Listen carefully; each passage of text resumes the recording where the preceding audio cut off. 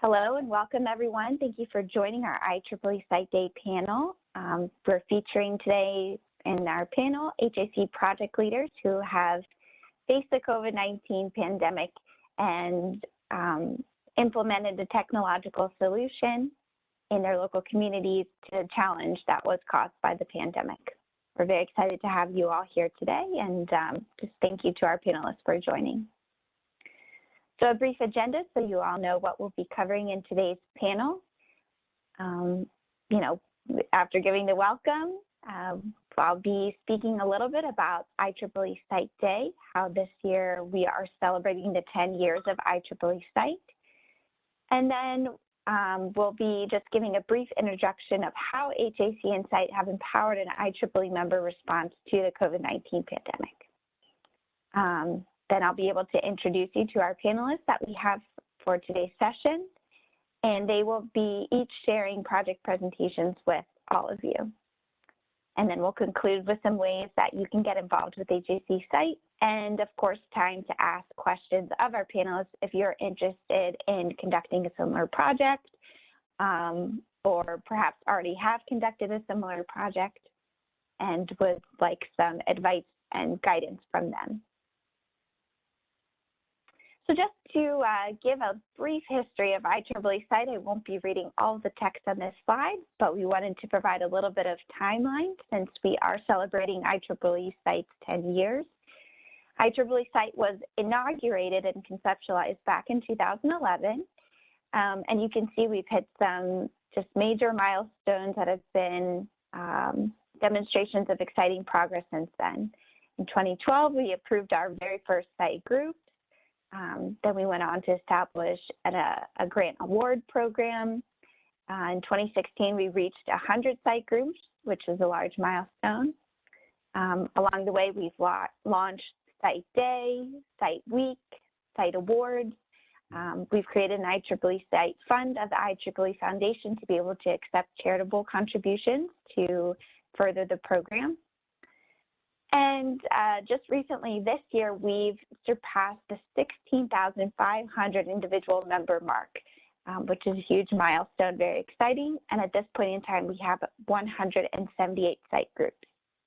And then regarding the call for proposals, I'll be able to share a little bit more information with you in just about one other slide. So IEEE Site Day is held to foster a spirit of community for the global site network.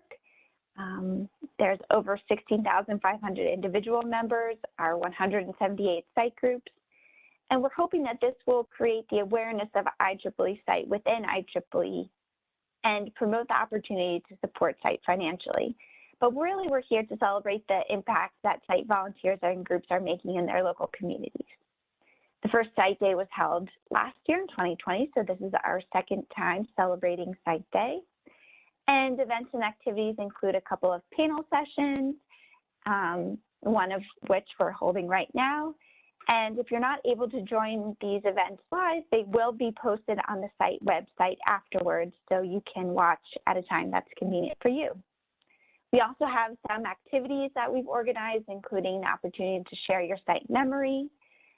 There's a site trivia challenge with raffle prizes, so I encourage you to take part in that. And then you can also support Site financially through our Site Fund. And we're asking if you would consider a donation of $10 to celebrate our 10 years of Site. So you can go to the link on this slide for more information about these Site Day activities. And these slides will be shared with everyone afterwards. If you're trying to write that down, don't have quite enough time to get the link, we'll be sharing out the slides with everyone after. So now I'd like to focus a little bit more on our topic for today and speak about how HAC and Site are empowering an IEEE member response to COVID-19.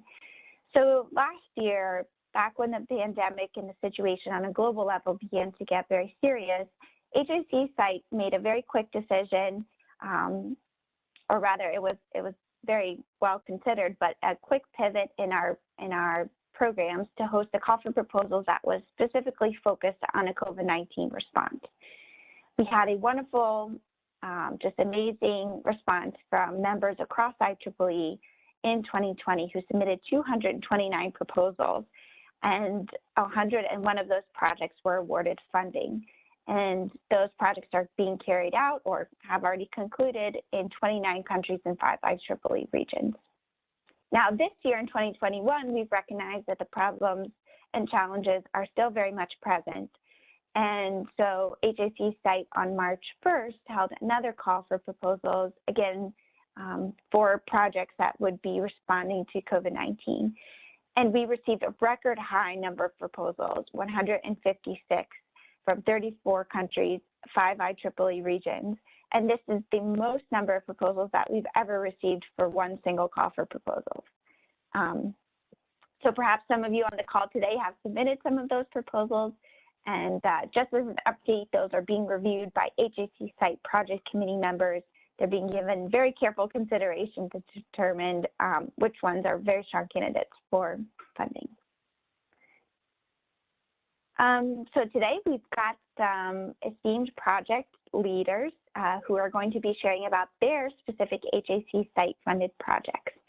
So we've got Dr. Rajesh Kannan Mangalingam, who's going to be presenting on his project, teleoperated wheelchair with the isolation hood. Dr. Akila Wijathunga from Sri Lanka section.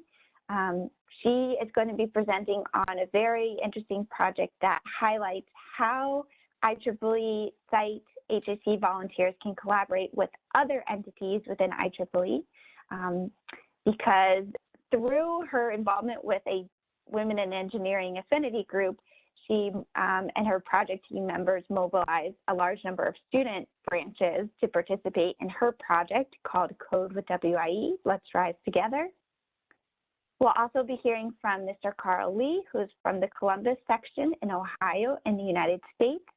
He's going to be sharing about a project that has to do with food security, because as we realized, the pandemic perhaps caused a lot of direct challenges related to medical devices, to healthcare, but then there were also a lot of existing challenges that were exacerbated by these pandemic challenges. And so food security, even in the United States, quickly became one of those. So he'll be sharing about that. And then finally, we'll have Dr. Fatima Mohammed Sahami from Malaysia section. And she's going to be sharing about another very unique project called Dental Aerosol Containment Equipment for the Prevention of COVID-19. So I'm very happy to be able to introduce to you our esteemed panelists, and we're going to start today's presentation with Dr. Rajesh. So Dr. Rajesh, whenever you're ready. Yeah, thank you, Juliana. I'm ready. I can start now. All right. Okay. First of all, I would like to thank IEEE site for providing me this opportunity to represent my team and present our work on teleoperated wheelchair with negative pressure isolation hood. This is not the first time that we are doing projects under IEEE site. We have got funding for another prestigious project, and even we got requests to continue with that, but due to pandemic, we proposed a new project last year, and then this got approved. So we'll go to the next slide, please. So basically what the project does is that when a patient, particularly a COVID patient, is taken to a hospital, currently what happens is that they have to navigate through the entire hospital to reach the special COVID ward. In the process, they might contaminate the environment when they move through the path in the hospital to reach the special COVID ward. So this wheelchair, a powered wheelchair, we have designed a hood that is entirely covered so that when the patient is seated inside this hooded wheelchair, it makes sure that while while the patient are navigating through the hospital, the environment is not contaminated so that the spreading can be prevented.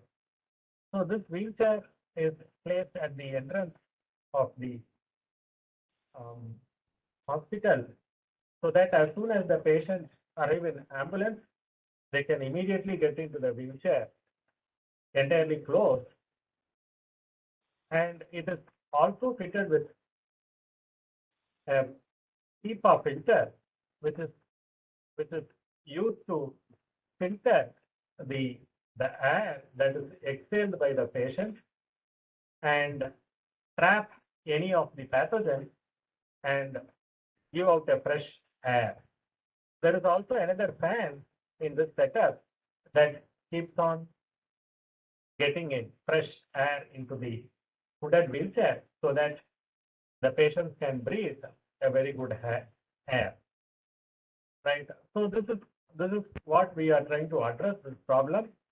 And you all might already know that India is facing a severe surge in the number of COVID patients as well as the number of deaths.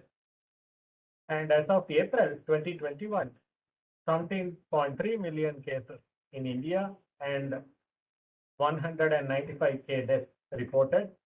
And as of April 25, only 20.3 million people are fully vaccinated. And 117.8 million taken at least one dose. So this is the current situation. Let us go to the next slide, please.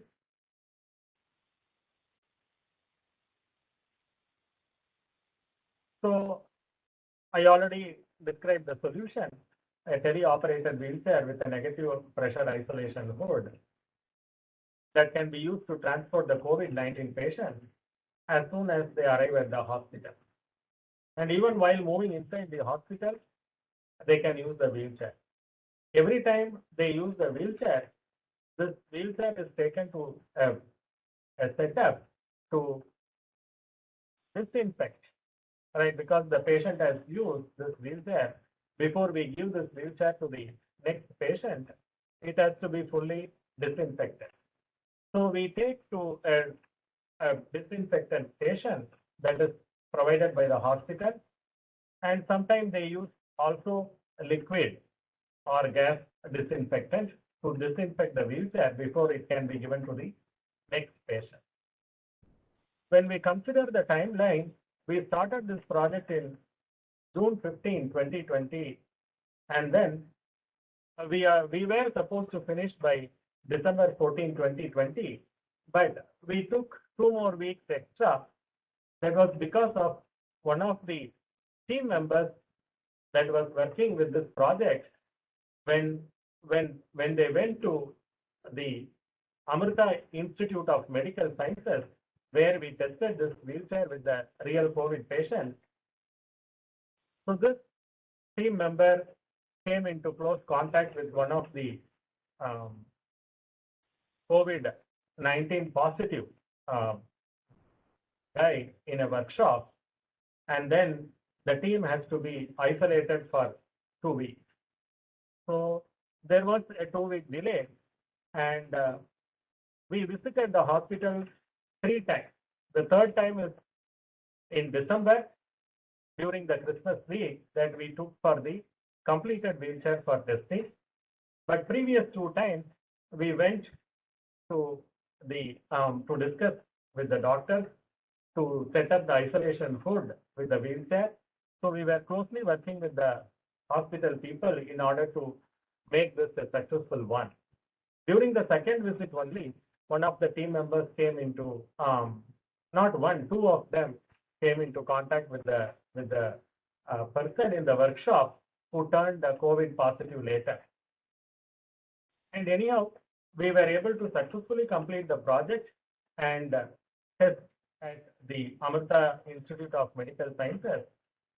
And we look forward to continue with this because currently the hospital has reported that it's already full. The beds are full. They cannot admit more patients.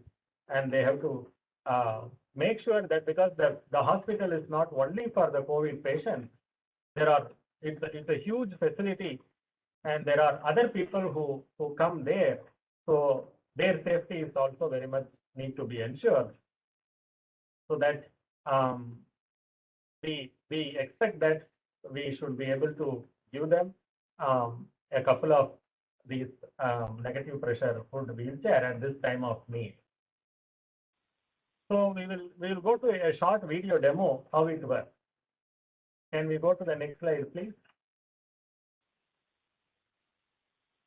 Yeah, so this is the negative pressure isolation hood wheelchair. We call it as NIFA, for negative pressure isolation hood. Right. So we'll go to the next slide and play the video. Can you please play the video?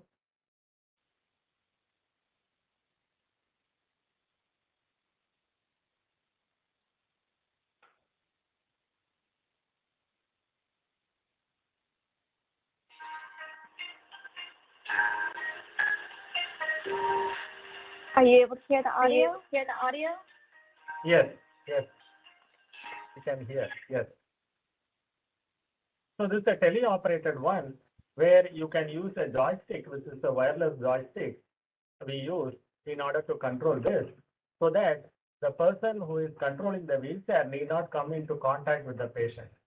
So you can see it comes with a hood, right, which can be opened.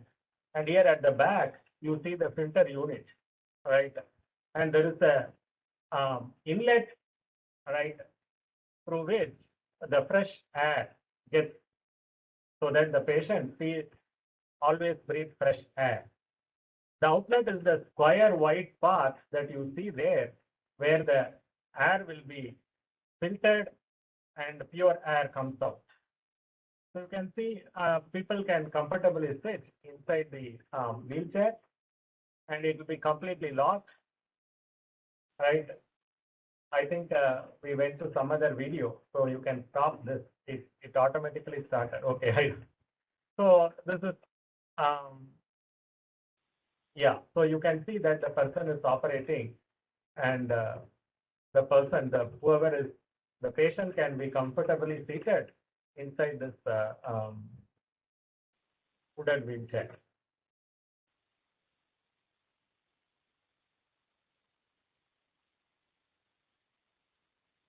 So this is the test we carried out at our university before we took it to the hospital.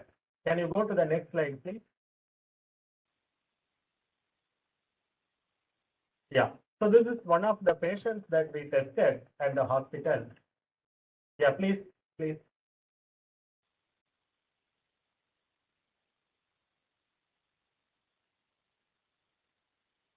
We stayed at the hospital for about a week, and we tested at least with 12 patients.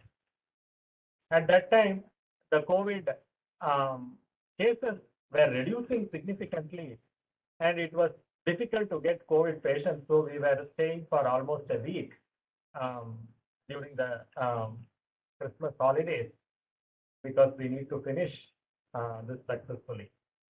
But now the situation is really, really bad. So many cases have increased a lot. So the main challenge is getting the HEPA filter, because it was COVID time, and we approached a company in Bangalore to help us with the HEPA filter, and they have to import some items from China, and then that also was causing some delay initially, but finally we got everything, and then we put it together, and we were also able to test with the patient successfully. Can we go to the next slide, please? Yeah. So, and the time is also 10 minutes, so I think I won't be able to talk more on this technical aspect. So anyhow, we have successfully built a teleoperated wheelchair with a negative pressure isolation hood. It was designed at our facility and then implemented and successfully tested at the Amrita Institute of Medical Sciences, our university, Amrita Vishwavidyapita University, in the state of Kerala, India. Thank you very much. Thank you so much, Dr. Rajesh. Thank That was very interesting, and we like to see the visuals as well with those videos. Yeah. All right. And so Dr. Akila from Sri Lanka will now be speaking about her project, Code with WIE. Let's rise together. Thank you, Juliana. And welcome you. Dr. Rajesh, if you could perhaps put your microphone on mute for this part. Thank you. Thank you very much, and welcome you all. And we are in a very kind of unimagined situation for all of us. So as Juliana also mentioned, soon after this pandemic happened, the site and this funding call came up, and we were also very fast to identify what we can do in order to come up with a solution for whatever the things that we are facing today. It's a community, as a whole world, we are facing the same thing. So I think this is a turning point that we all can get together and think of something that we are in the same situation and going for a same solution. And that's why this project came to our mind, because Code with WIE, Women in Engineering, happened a year back with the IEEE WIE Sri Lanka section affinity group. And soon after this, in March, this pandemic rised and we also got locked down, and we had a Zoom meeting, and we moved soon after that meeting in April, we got the call and we applied for this. That's how this comes. And the total idea, if you can go with the slides, Juliana, the next one. So what the idea we were thinking on is, this is an IT solution, or it can go for a larger community easily. Even somebody cannot reach physically can get a better solution from our implementations. That was the idea, because Code with WIE basically targeted on these IT related solutions in the year back. But when it comes to this situation, what the plan we had was, in Sri Lanka, we have like 19 student branches, and we have 9 WIE affinity groups, student affinity groups. So what we were thinking is, as they are spreading all over the country, and they're having different types of questions and different type of problems during that time. It depends on the region, it depends on the status of life they're having, and everything is dependent on where they are. So that's why we call this application for them to come up with a solution for their community, which will be a good link that we can get into their shoes and think what we can do actually. So next slide, Juliana. Thanks.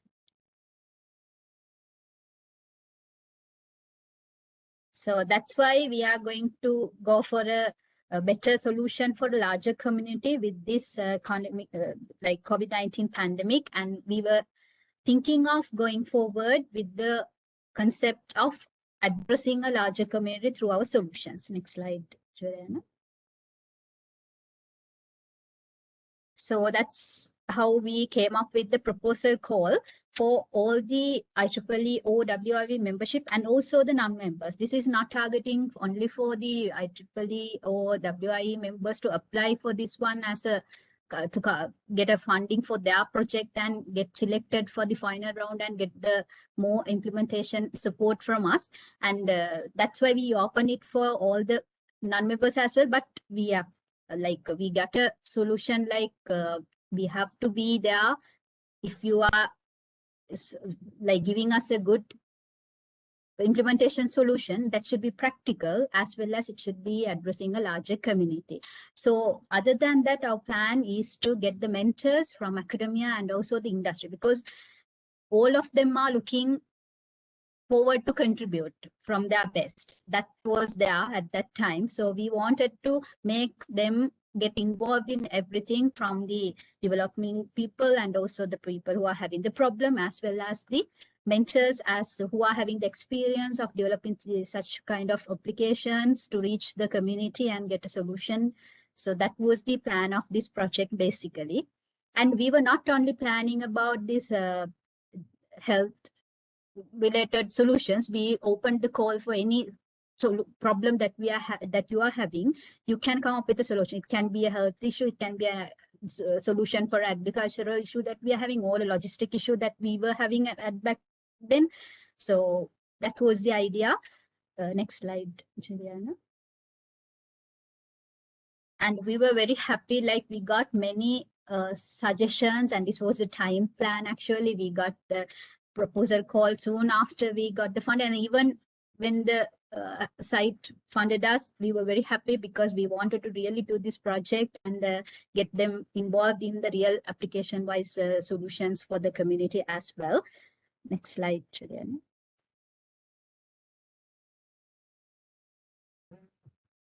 So we had many groups applied for this one with all over the country. That was the best part of this. We had many ideas, and we got several rounds of evaluations with the industry as well as the academia people who can do some research on this one and move it further for their real applications. So finally, we have come up with the best 6 solutions to get funded at the final round, and we will be seeing what was the solutions they had in a while. So Juliana, next slide. So the key, as I told earlier, all these projects, we were thinking about addressing the rural community who will not get an opportunity to present their problems to a community or a common forum to get the advantage of the technology. That was the idea we had. And I think with the projects, it was successful because they are having different problems. And even this is open for the proposal call was open for undergraduates who were having a variety of ideas. They were also thinking in real life situations, how they are facing their difficulties, and if we cannot get food for their home when the lockdown is happening, they need to come up with a solution, because this is not always get connected with the internet. The community is not like that. So they were trying to help the others with the technology we are having today, which was one of the best things that the site can be happy of. Next one, Juliana, next slide. So one of the ideas they came up with is a solution for these psychological issues we are having due to this pandemic. It was kind of came up like a solution that it can analyze your mental situation with the help of the doctors and medical advisors. They were preparing a lot of background checks and a lot of questionnaires to come up with the solution for the people who are getting mentally depressed, to get a solution from their tool. It was a kind of a mobile and a web developed version of this project. They wanted to make sure it is customized for each person who are having a difficulty, and it will be analyzing what mental situation you are in and suggesting a solution. So I found it very interesting, thinking in a different character at very beginning of the pandemic time. So the next slide, Julian. And that's how they presented their idea, and they wanted to do a web-based stress relief application. I think this will be something that we are also looking forward to have in our life in future. The next slide. Yeah. So the next one came like a medical diagnostic tool, and they were suggesting some interesting thing to come up with a application, image processing application to identify the real temperature of a person with the problems they are having. So nowadays we are having different type of technological approaches. Then the thing is, they wanted to do it with the existing mobile phone, and they are suggesting an extra hardware as a plugin to the mobile phone. Next slide, Juliana. And they were having a very good application, technical application using machine learning and all the stuff. They wanted to make sure that this is going like a application which can be there in the public with the AI technology we are talking today. That was the idea they came up with. Next slide, Juliana. And some of the other directions of these applications were like they wanted to make sure that we are protected, and we are going to check how much this is can be predicted. The prediction of spreading of this COVID-19 was came up as one solution from the teams that we got. And when it was started, people were trying to do this a lot, and what they were trying to do is they wanted to do it like a real-time application with the people having different social contacts and get the data together and predict the system to be more accurate, how this can be spread, COVID-19, in the future, near future, and also in further as well. Next slide, Juliana. And so that's what they were planning of, how to recognize next corona victim in more accurate and faster way. So they were also linking this one with the most of the technological approaches we are having today. Next one, Juliana. Then I think this slide was something interesting that they had. They wanted to help the country with nothing in their mind to come up with a solution to give the best out of their project or the idea that they were having. So next slide, Juliana.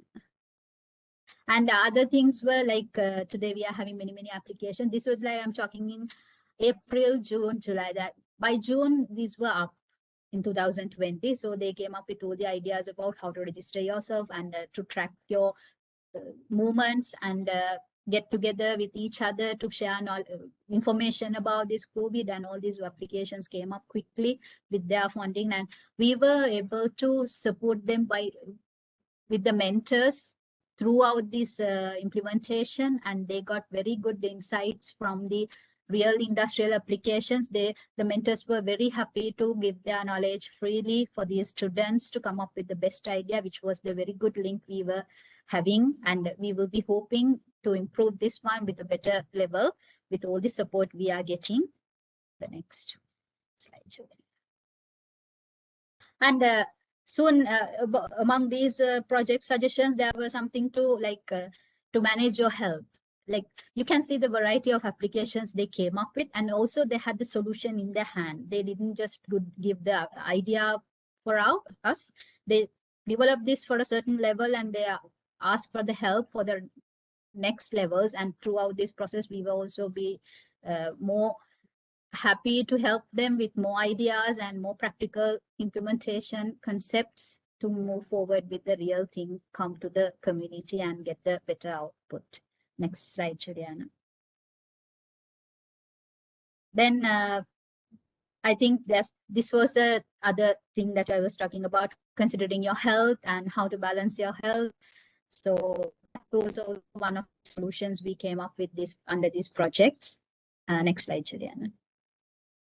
And I'm happy to announce these winners of all these projects, and they were very keen to come up with these solutions and did their best to make sure that this come up with a solution that really people can use. And also that the idea I was keep telling is it was customizable solutions that we were having at with this situation. It was unexpected.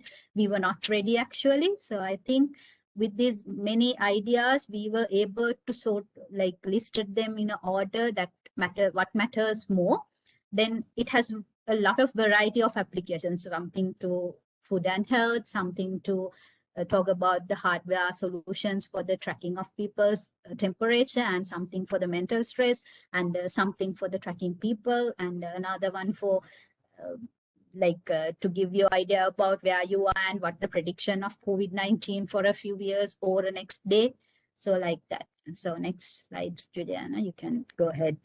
So these were the teams, and even though we hosted this under WIE Sri Lanka section, I'm very happy many boys were also there with their fullest support to give us, given to the successful of these projects. And then next slide. So we had mentors from the industry, as I mentioned, and also we had our judges to make sure it was not like a competition that we give a certificate and go away. It was like something we really didn't know what to do back then. I believe that was the best part of it. they were also doing the research of what to do next and what the problem we are facing. And that's how these academics and industrial mentors came up with these solutions together. Beginning, the projects were like giving the idea like a proposal, but when it comes to the mentor and mentee programs, they were able to brush it up and give us a good solution at the end. So that was the whole plan for this project were having in our mind, and it was successful. And next slide, Juliana. That was the mentors and that was the judges. And the next one, please. And I would say the final panel was the judge panel was consist of government leaders of the many institutes and also funding agencies that we are having in Sri Lanka. And also it was like we were able to get many high people for the judging panel as well, because the only thing we wanted to do is when they see these projects, if they can give some more help for the students and also get these projects move forward with their support. That's why we reached all the possible people to present these ideas in the judge panel, and they were able to select us best projects for the implementation level as well. Next slide, Juliana. And that's the thing, like this was the turning point. I think we should think more and get ready for anything. So that's the whole ideas we came up with is ongoing, and even people are suggesting more ideas based on this. With the impress we are having with the community-wise solutions, I think this was one of the good things if we can implement it in any other community, because people are having different problems when it comes to this situation. Someone may not have an issue with the food, but someone will have an issue with the mental situation. So that can be one of the ideas that even when others who are trying to implement such projects can think of, because it will depend on the community you are in, and also the solution you wanted to give may differ from the stakeholders a lot in this situation, because it is really unpredictable. And I hope we could be more safe, and we will heal soon. Thank you very much for the opportunity and the funding for site. That was wonderful opportunity we all got. Thank you, Juliana.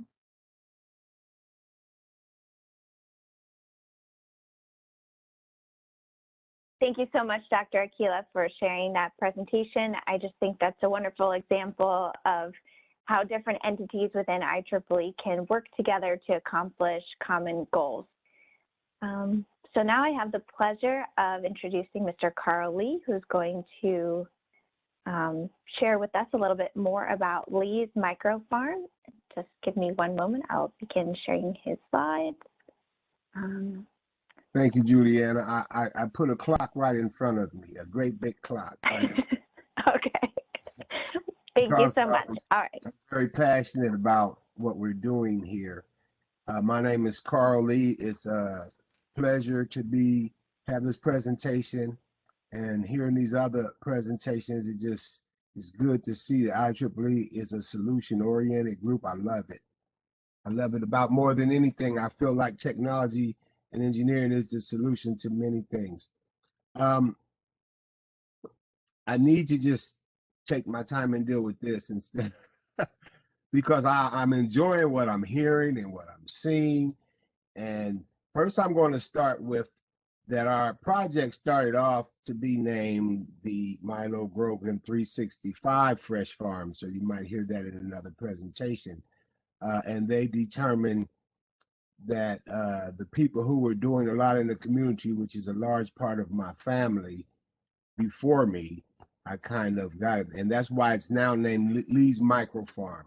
So what we're doing, let me look at my clock. What we're doing is we're taking technology into food deserts in underserved areas.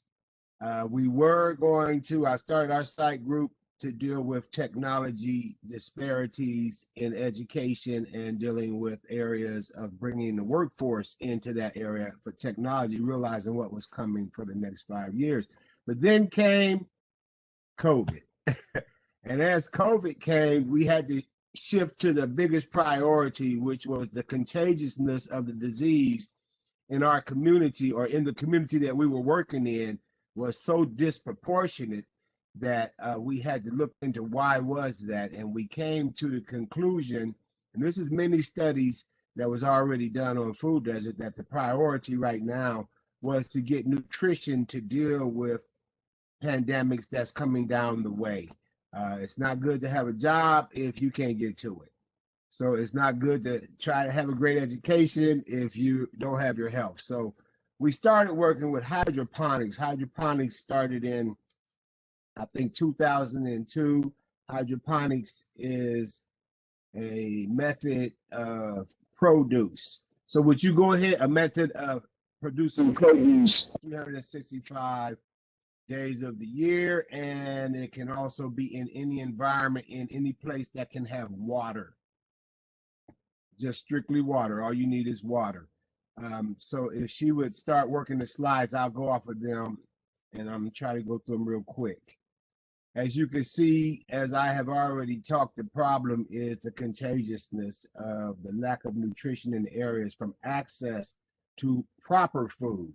Even though they get food, but you need to have nutritious food. So if she would move on, I have to go through this pretty quick.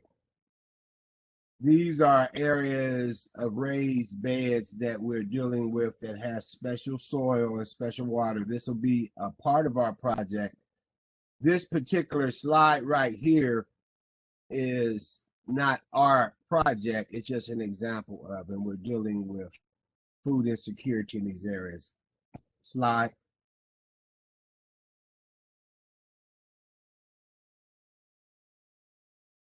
I'll just let you read that. We fight food insecurity. I pretty much already said it. And it's honoring the legacy of those in the community. We're working with community action agencies in the area. We're working with the city. We're working with IEEE, and we're working with faith-based groups. We're partnering with various groups and collaborating with various groups that are already in the community, and we're bringing in the people who are basically going to receive the results, because we don't believe in just giving. We have found that you have to get people involved and buy in for them to have some personal integrity. In other words, we have a saying here in America that it's better to teach a man to fish than it is to give him a fish. So that's what our concept is, not to create a dependency group or a group that just feels entitled that they have everything coming, but to make them a part of it in the community. That also gives them self-esteem. And if you would move on.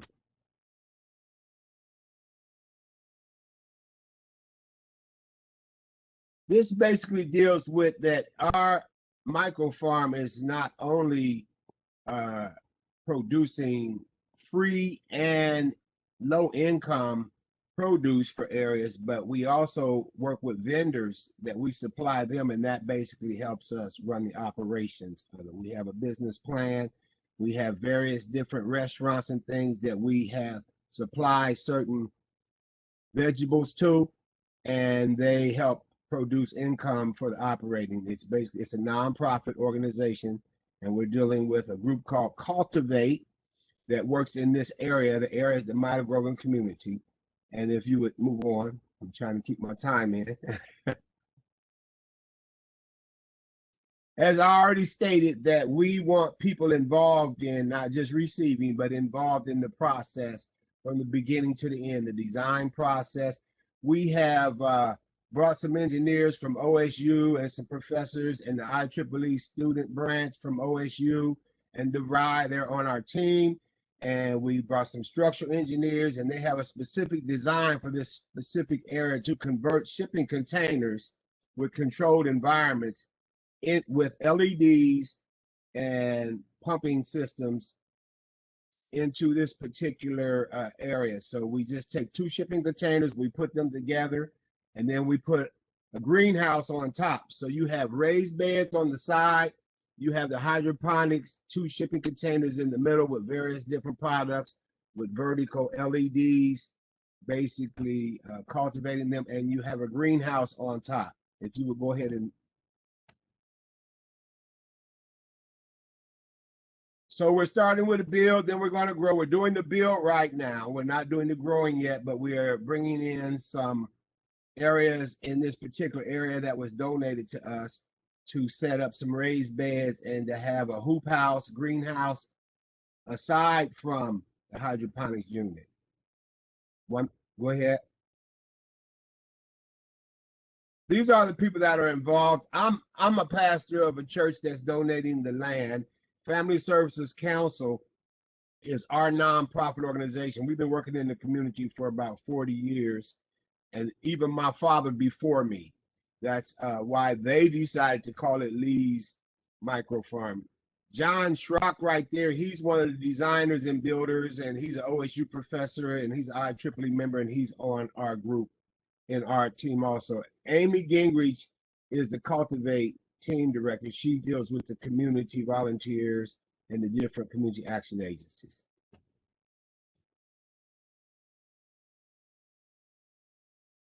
What you have here is we have our budget and how it's going to work, and everybody knows that's a little too belaboring, so let's move on. Go ahead.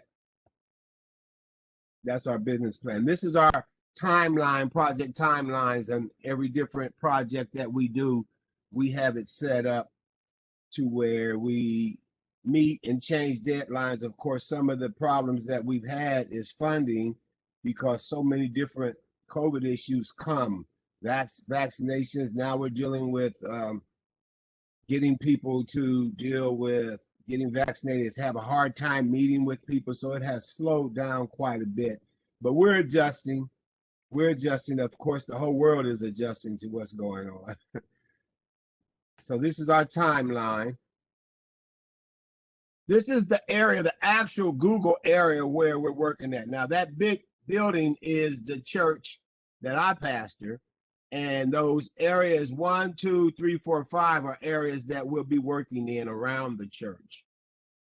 So the hydroponics would be over here in the 1 and 2 area, the hydroponic shipping containers, and the raised beds on the other area. The church is donating this land to the community.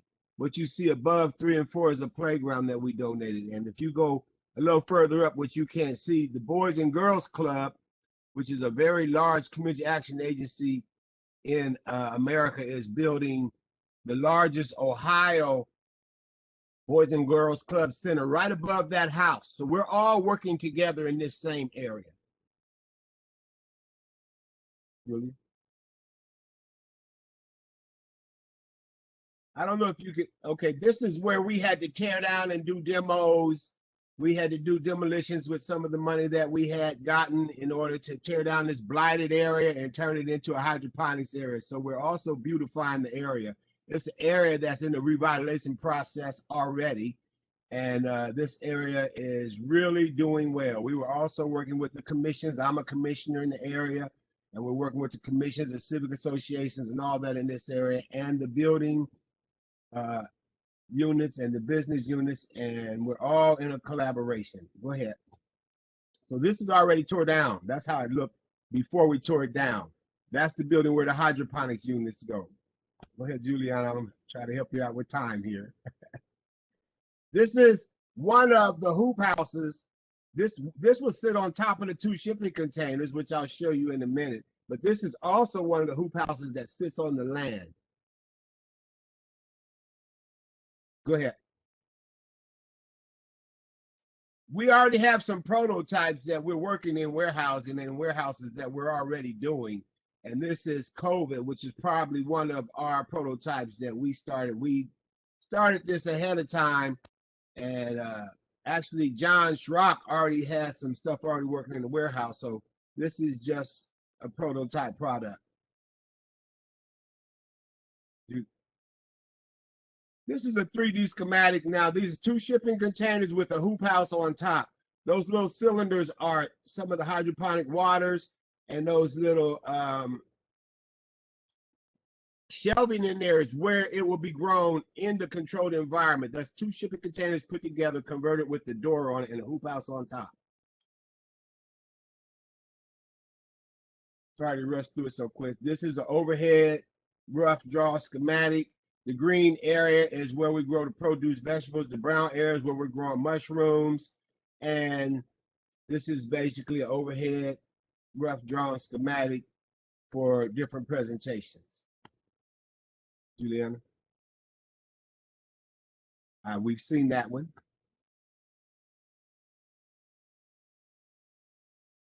And I guess. I believe that's the last. Great. The end of the presentation. Great. If you would ever want to look up YouTube hydroponics, they're putting them all over the world. They're taking shipping containers and they're in places that they don't have particular food disparities, and they'll be bringing fresh fruit. I believe in the future, all over the place, in deserts and everywhere. Thank you. Thank you, Mr. Lee. I love to, we've been in email communication over the last, just about the last year or so, but it's definitely a pleasure to hear you present about your project and see some more details. We're very excited to see how the project continues progressing. Again, this project is just an amazing example of how site groups can really be integrated with local communities, work with local organizations, and I believe you and your project team have just done an excellent job of bringing, you know, multiple entities together for a common goal and a common good. Well, I'll ask you to excuse my presentation because I thought it was on the 30th at 2 o'clock. Oh, until this morning. So it was kind of a throw together.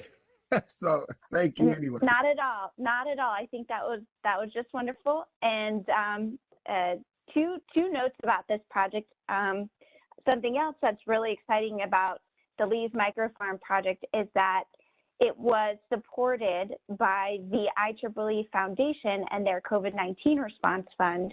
So that was a great way in which HAC and site were able to partner with the IEEE Foundation, and then the generosity of individual donors to that COVID-19 response fund and the donation was able to allow us to support this project.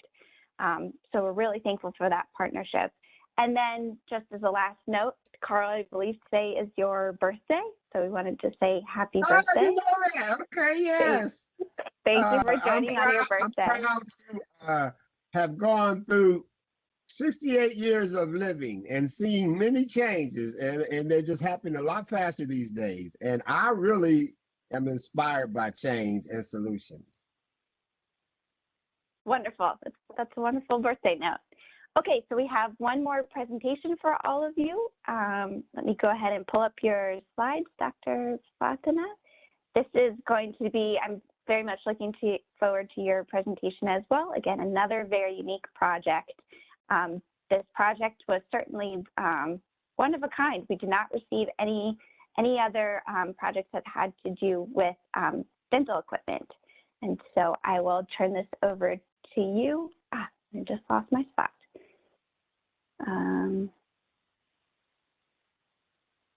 Here we go. All right, Dr. Fatima, whenever you're ready. All right. Okay. Hello, everyone. I'm Fatima Muhammad Suhaimi from Advanced Medical and Dental Institute. Can you, yeah, next slide. Right. Yeah, I'm from Advanced Medical and Dental Institute, University of Science Malaysia of Malaysia. So I'll be presenting my project on dental aerosol containment equipment for the prevention of COVID-19 in Malaysia. So I'm trying to finish as soon as possible. Right, next slide. Okay, so dental treatment requires close contact between patient, dentist, and dental assistant. So as we all know, the dental treatment involves mouth cavity. That is where the saliva is being produced. So it's high chance of saliva being transmitted the virus, especially COVID-19. So in that case, dental healthcare personnel are at a very high risk of infection. Yeah, next one. So in dental treatment, it involves rotary dental and surgical instruments, for example, handpieces or ultrasonic syringe, and also scaler. So these instruments create a visible spray that contain particle droplets of water, saliva, blood, microorganism, and also other debris. So actually the aerosol is created from the mixture of the water from the handpiece and also saliva from the patient's mouth. Next one. Okay, so for this project, we intend to build a dental aerosol containment because it is muchly needed for the dental clinics to prevent the spread of aerosol to a wider area. So we hoping that it provide a safer condition for the patient and also for the dental healthcare personnel. So our objective was to prepare 150 units of the dental aerosol containment equipment, and we're going to deliver it around the northern region of Malaysia. And the duration of the project was 6 months. Right. Next one. Okay, so we have several activities while completing the project. For example, the first activity was to finalize the design. So at this stage, we have to work mostly done via online because at this time, when we received the grant, it was MCO, Movement Control Order in Malaysia. So we have to do it online meeting and discussion to finalize the design, but then only about 1 to 2 face-to-face meeting just for the testing. Right, next one. And then for the second activity is the purchasing the raw material. So we bought like PVC pipes, joints, cutter, and etc. So initially we planned this for 2 months and to purchase all the materials in one shot. However, we have to divide the purchasing into smaller quantity and to purchase for several times because we have limited supply at the warehouse, and mainly because of the economic shutdown in Malaysia. So the warehouse were mostly in our state were out of stock. Right, so next one. And the third activity was to prepare the components. So this one was initially estimated for about 2 weeks. But then again, we have to, there was some delay due to unavailability of the component and also parts of the raw materials. Right, so whenever we receive the materials, we just prepare parts of the components. Next one. Okay, then our fourth activity was assembling the components. So since we have initially planned to complete this activity within 2 months, we actually combined this stage with the previous one for the parts of the product. So immediately after preparing, we assemble the components, and at this stage, the volunteers is actually being divided into smaller group. We have about 30 volunteers altogether. So we have to divide them into smaller group because we can't meet each other. We can't get together all the volunteers due to several restrictions.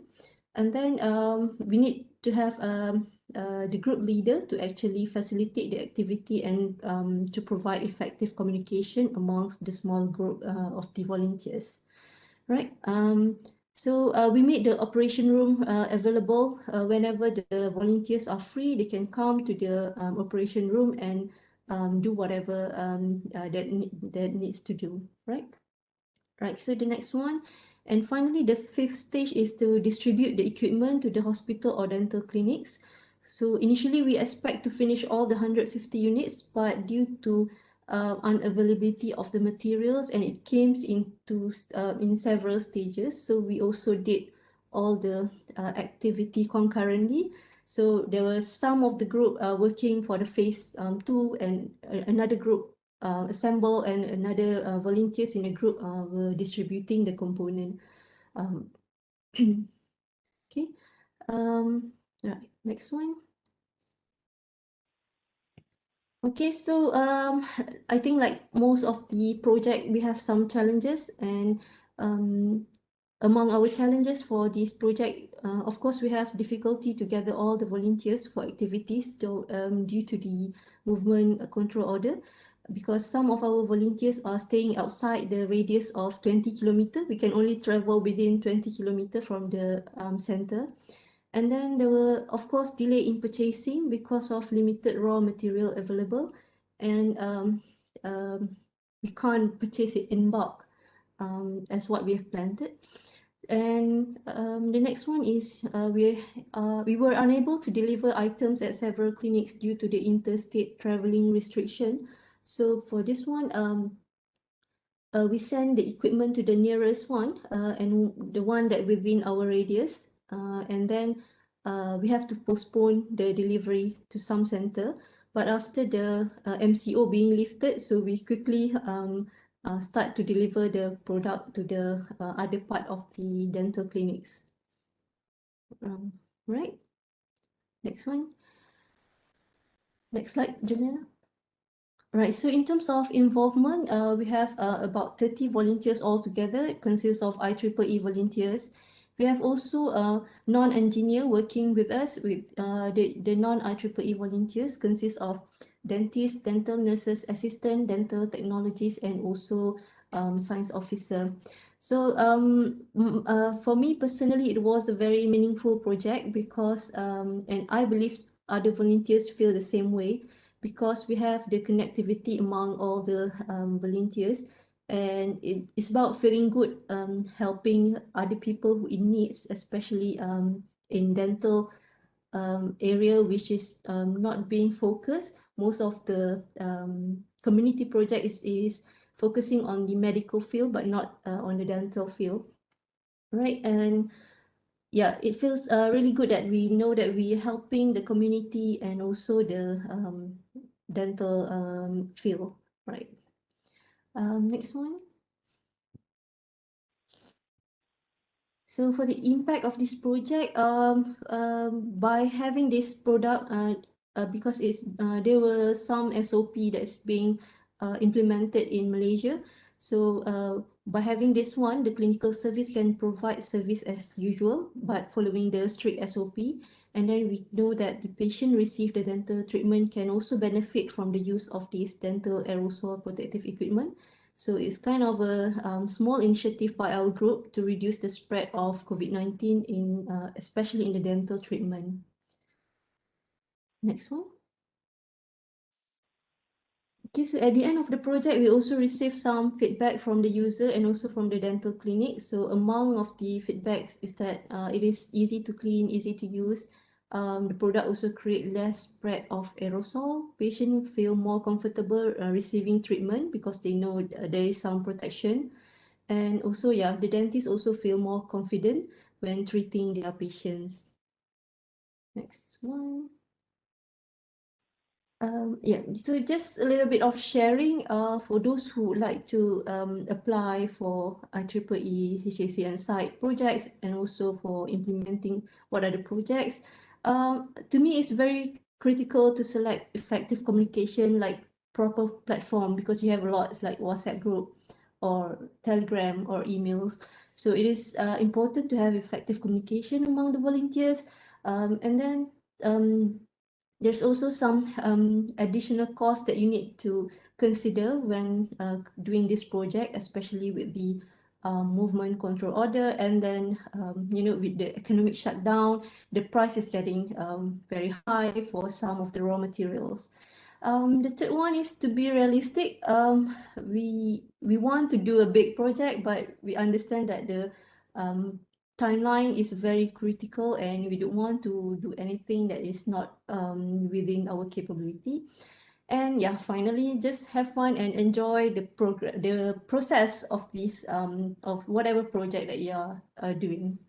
Right. So and the next one, I think I just would like to say thank you.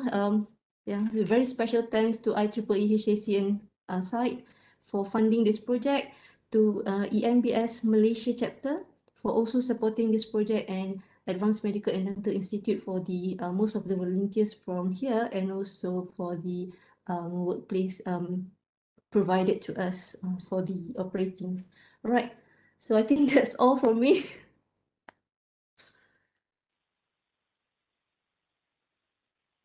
Yes, thank you so much, Dr. Fatima. I really appreciated the way that you outlined the challenges that your project faced, and then also shared how your project team kind of sought that flexibility in order to maybe change things up and address those challenges that came up. So I know we're over time.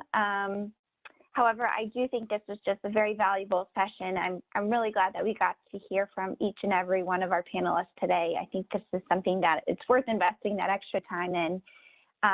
However, I do want to respect everyone's time, so if you need to go, please feel free to drop off.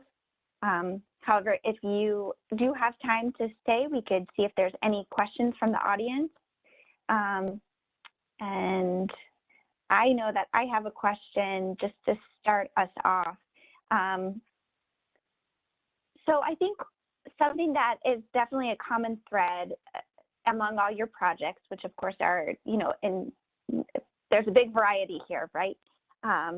Different countries, different solutions, different challenges that each one is addressing. However, something that I've noticed among these projects and other ones of our successfully funded projects is just the ability to involve local partners, local organizations, other IEEE entities like the EMBS Society, like WIE Affinity Group.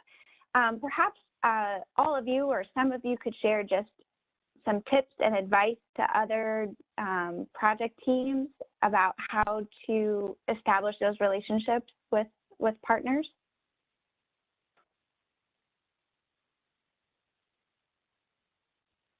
A large part of our partnership had to do with MOUs, agreements, and different role sharing, and to coordinate who would do what, when, and things like that. It's very important, I think, for your project to go smooth when you have a myriad of different involvements.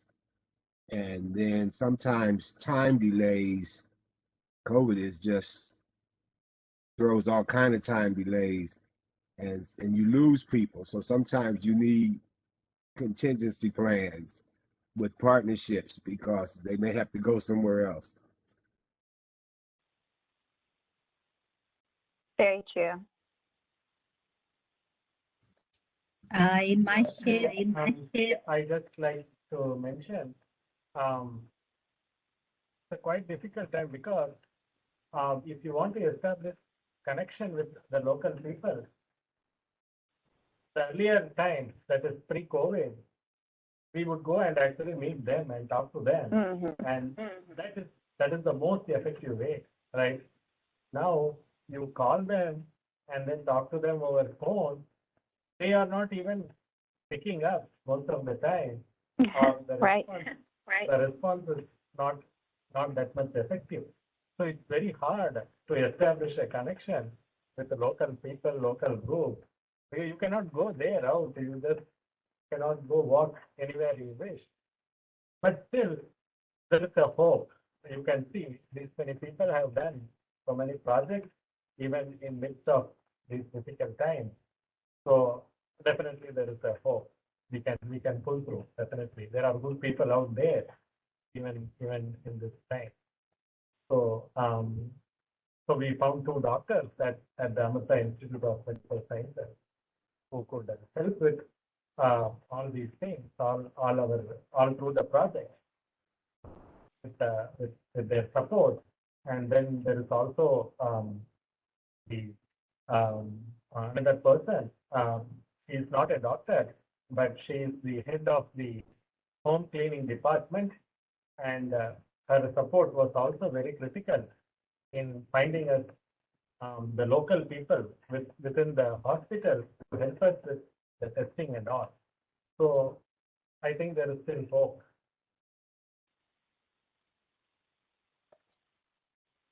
And being an IEEE volunteer for some time, and I should get the whole credit of this project for the WIE Sri Lanka as well, because as IEEE, we are actually ready to do something with a good plan and a good structured way in volunteering, and that helped a lot.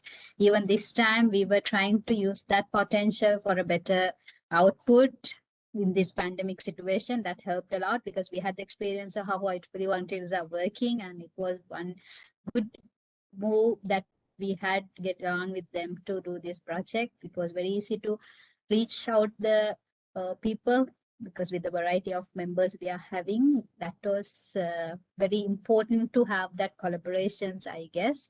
And as experienced we have from other events, helped a lot in this situation in many ways. So that I should add.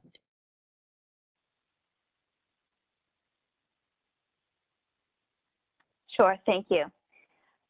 Well, I don't see any questions from our audience members, but perhaps if I could just ask one more before we conclude. Do you have any tips or guidance for, again, our other volunteers who are either considering conducting a project or already are? What's the best way to, or some guidance on how to promote your project both within IEEE and then also outside of IEEE? What are some key elements that really help in the publicity and marketing piece of a project?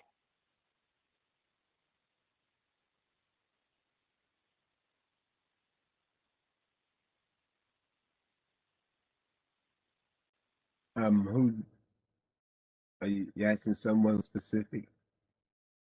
Just any one of you, if you'd like to share your thoughts.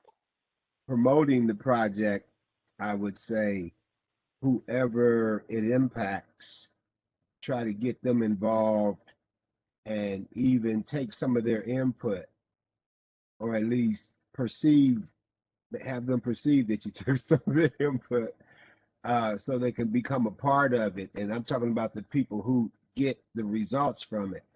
And also, you have to deal with the political aspect of the environment of your city, and so you have to deal with the government issues, and you have to please a lot of people, and you have to make sure you don't get people divided on who wants credit when it comes to the politics.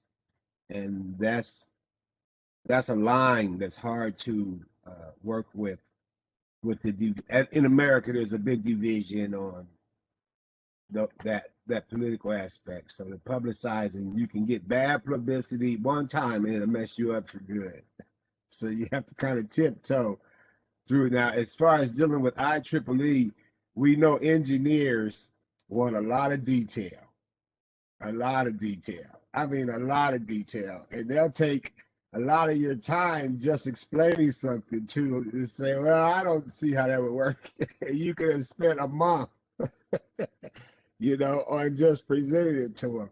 So you have to have patience.